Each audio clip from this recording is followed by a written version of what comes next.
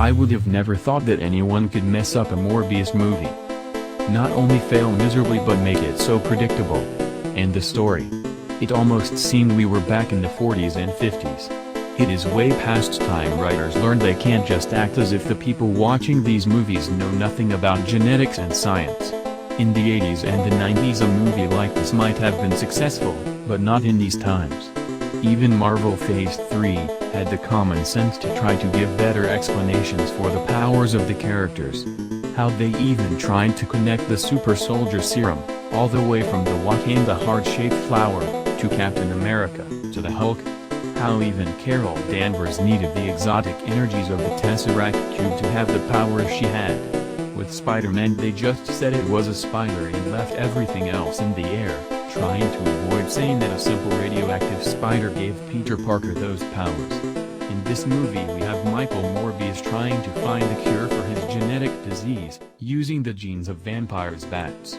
He creates a genetic cocktail, and immediately he becomes not only something else but something else with powers. It would have helped this movie a lot, if Michael either found bats that had developed that paved with exotic minerals or energies in it, or if Michael had discovered a new form of radiation that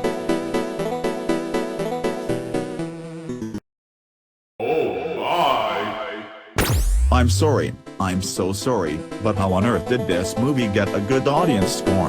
Weird pacing, weird writing, cringe nonsense, didn't seem fully thought out. But mostly, it did not feel like a Marvel film. Felt like some Rondo word movie not worth watching. Genuinely creeped me out. I guess like Pixar, the Marvel brand isn't guaranteed hits anymore either. It's a shame. Flawless record until now.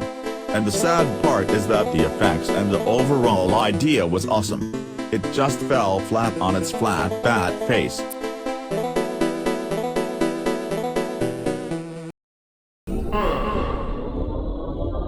This movie may be the worst Marvel movie in history. Not only he didn't set his Morbin time, but in general the story was boring. It could have had potential if it wasn't for the god-awful writing for this movie. The characters are so uninteresting and the movie drags on for so long, and there's so many useless scenes that don't do anything to affect the plot, and the soundtrack doesn't make sense at all. The movie also felt like it was trying to be a horror movie, but then it wants to be action movie, villain movie, hero movie, a love movie. This movie is just a mess. Don't recommend it unless you want to suffer a boringness.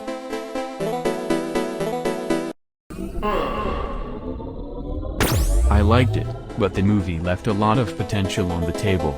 Probably could have gotten an third star had they spent another 15 minutes or so going into the so what about the ending sequence. Action was fantastic, acting was cast great.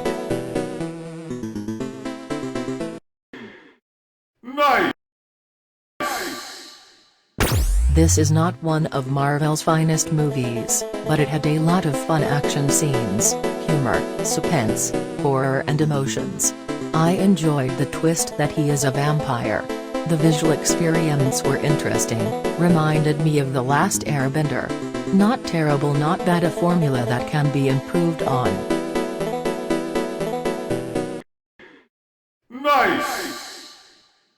Interesting movie. I've seen it a few times now.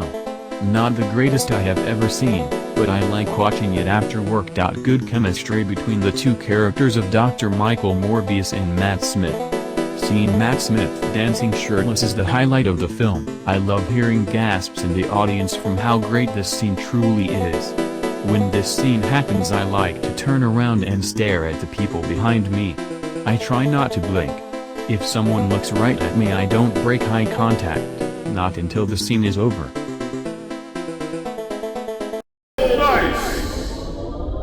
As soon as I heard the movie was hated by the critics but loved by audiences, I knew I had to see it. For people questioning the science behind it, grow up. We barely understand DNA. Maybe in the future bat people will be real. Who will be laughing then? Anyway, are Spider-Man's webs are scientifically plausible? Stupid double standard. I gave the movie 3.5 because it is predictable to me.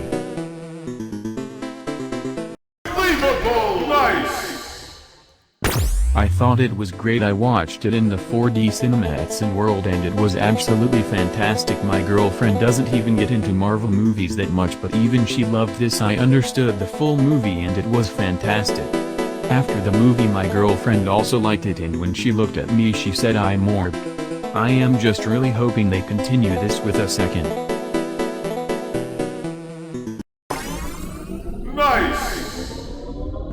No wonder this movie got re-released in films. I thought people were lying when they said this was the greatest film of all time, but when I saw it when they re-released it in cinemas I was shocked. The cinema was packed and the movie was the best. You could have probably heard the cheering of the whole cinema in the next town over. That's how excited they were. Congratulations! And the Oscar goes to Morbius.